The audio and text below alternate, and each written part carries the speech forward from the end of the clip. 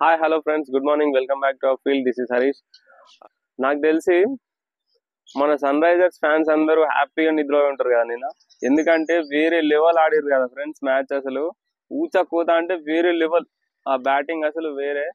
అసలు 277 ఎవరు బీట్ చేస్తారా అని మనం వెయిట్ చేసినాం.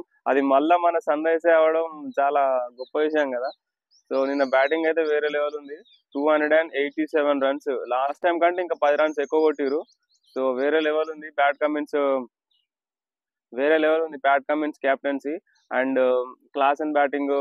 Actually hero of the battalion నిన్న యాక్చువల్ గా ట్రావిస్ హెడ్. సో 102 రన్స్ కొట్టిండు బ్రో. వేరే లెవెల్ బ్యాటింగ్ అసలు. 22 సిక్స్లు ఒక మ్యాచ్ లా. ఇదే హైయెస్ట్ సిక్స్లు, రికార్డుల మీద రికార్డులు అన్ని మన సన్ రైజర్స్ బ్రేక్ చేస్తుంది ఈసారి. నాకు తెలిసి ఈసారి కంపల్సరీ ట్రోఫీ మనదే, సన్ రైజర్స్ హైదరాబాద్. ఐపీఎల్ హిస్టరీలో హైయెస్ట్ స్కోర్ 287 సన్ రైజర్సే. ఒక మ్యాచ్ లో హైయెస్ట్ సిక్సెస్ 22 సిక్సెస్ సన్ రైజర్సే. ఒక మ్యాచ్ లో 106 meters హైయెస్ట్ సిక్స్ క్లాస్ నుంచి నిన్న. ఓకేనా, వేరే లెవెల్ బ్యాటింగ్. ట్రావిస్ హెడ్ వేరే లెవెల్. ట్రావిస్ హెడ్ కానీ హెన్రిస్ క్లాసెన్ కానీ, ఓపెనింగ్ లో వచ్చిన Abhishek Sharma and Travis head.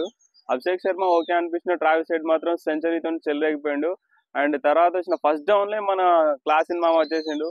వచ్చుడే భారీ భారీ హిట్టింగ్లు, మంచి స్కోర్ తో నిలబెట్టిండు క్లాసెన్. అండ్ తర్వాత ఫైనల్ గా సెకండ్ డౌన్ లో నితీష్ కుమార్ వస్తారు అనుకున్నా. నితీష్ కుమార్ రెడ్డి వస్తారు అనుకుంటే మన సమద్ ని పెట్టిరు బ్యాటింగ్ లా. పర్లేదు, సమద్ కూడా ఎప్పటిలాగా బాల్స్ అని డాట్ చేయకుండా వేరే లెవెల్ ఫినిష్ ఇచ్చిండు. మొత్తానికి అయితే 287 అనేది ఎక్సలెంట్ స్కోర్. ఇప్పుడు ఆర్సీబీ టార్గెట్ వచ్చేసి 288 కదా ఫ్రెండ్స్. యాక్చువల్ గా మనోళ్ళు బౌలింగ్ ఇంకొంచెం మంచిగా వేసి ఉంటే మంచిగా ఉండు అని నాకు అనిపించింది. ఎందుకంటే మంచి రన్ రేట్ వస్తుండే కదా మనోళ్ళు ఆర్సీబీ. నాకు అనిపించింది 287 రన్స్ చూసిన తర్వాత అరే పాపం ఆర్సీబీ అని అనిపించింది. బట్ మనోళ్ళు కూడా తక్కువ ఏం తినలే. విరాట్ కోహ్లీ సూపర్ బ్యాటింగ్ చేసిండు, డూప్లిసీ మస్తు ఆడిండు. తర్వాత దినేష్ కార్తిక్ అయితే అసలు వేరే లెవెల్ గా ఆడిండు. సెంచరీ కొడతారు అనుకున్నా, బట్ కొంచెంలో మిస్ అయింది. ఎక్సలెంట్ ఎఫర్ట్స్ ఆర్సీబీ నుంచి కూడా, super effort. RCB batting lineup super ఉంది, కాకపోతే మైనస్ అంతా బౌలింగే. ఒక మంచి బౌలర్స్ ఉండి బౌలింగ్ లైనప్ మంచిగా ఉంటే ఆర్సీబీ కూడా మంచి టీమే. నాకు తెలిసి ఈసారి ఆర్సీబీ విన్నింగ్ ఛాన్సెస్ అయితే తక్కువ. బట్ మన అందరం బీయింగ్ సన్ రైజర్స్ ఫ్యాన్స్, ఖచ్చితంగా ఈసారి ట్రోఫీ మందే, Sunrisers Hyderabad. IPL 2024 winners అని వస్తుంది డెఫినెట్ గా.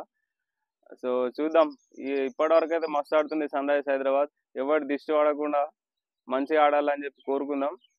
మన ఎస్ఆర్హెచ్ టీం ఇదే highlight batting lineup and bowling lineup తోని కంటిన్యూ అయ్యి మిగతా మ్యాచ్లు కూడా మంచిగా ఆడి ఐపీఎల్ ట్రోఫీని కొట్టాలని కోరుకుందాం.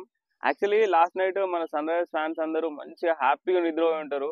ఎందుకంటే మన ఐపీఎల్ డైలీ చూస్తాం కదా. ఐపీఎల్ ఇప్పుడు ఒక మ్యాచ్, ఇప్పుడు ఒక టీం కి మనం సపోర్ట్ చేస్తాము. ఇప్పుడు ఫర్ ఎగ్జాంపుల్ మన సన్ రైజర్స్, మన home team Sunrisers, definite గా సన్ రైజర్స్ కే సపోర్ట్ చేస్తాము. కానీ ఇప్పుడు ముంబై చెన్నై ఆడుతుంది, నాకు ముంబై టీం అంటే ఇష్టం, డెఫినెట్ గా ముంబైకి సపోర్ట్ చేస్తాం కదా.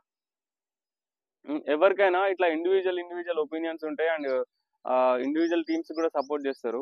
ఇప్పుడు మనం ఒక టీం కి సపోర్ట్ చేస్తే ఆ రాత్రి ఆ టీం మంచిగా ఆడలేదనుకో, మంచిగా నిద్ర పట్టదు. మనం సపోర్ట్ చేసిన టీం మంచిగా ఆడలేదనుకో, ఆ నైట్ అసలు సరిగా నిద్రే పట్టదు కదా. ఐపీఎల్ అవర్స్ అందరికీ ఉంటది ఈ ప్రాబ్లము. బట్ నిన్న మన తెలుగు వాళ్ళందరూ డెఫినెట్ గా ఎస్ఆర్హెచ్ కే సపోర్ట్ చేస్తారు. సో అందరూ హ్యాపీగా నిద్రపోయి ఉంటారు అండ్ మార్నింగ్ కూడా మంచి జోష్ తో లేచి ఉంటారు.